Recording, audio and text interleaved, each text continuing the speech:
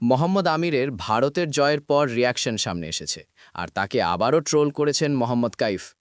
তো ভাই, আপনারা নিশ্চয়ই মনে আছে এর আগে আমির বলেছিলেন ভারত নাকি ওয়েস্ট ইন্ডিজের কাছে হারবে, তারপর বলেছিলেন সেমিফাইনালে ইংল্যান্ডের কাছে হারবে, এমনকি ফাইনালও ভারত জিততে পারবে না।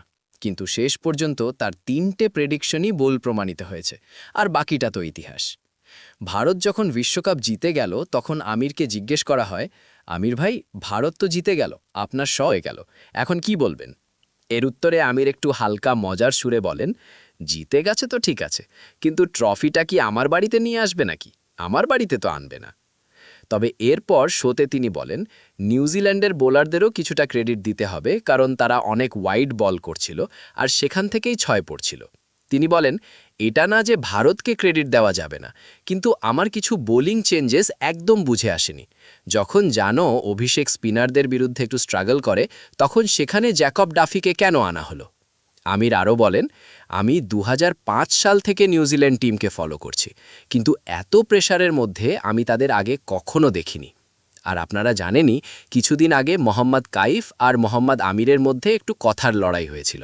তাই ভারতের এই জয়ের পর কাইফ একটা ভিডিও পোস্ট করে আমিরকে উদ্দেশ্য করে বলেন, আমিরের জন্য একটা মেসেজ আছে, ভারত ফাইনাল জিতে গেছে আর আপনার সব প্রেডিকশন ভুল হয়েছে।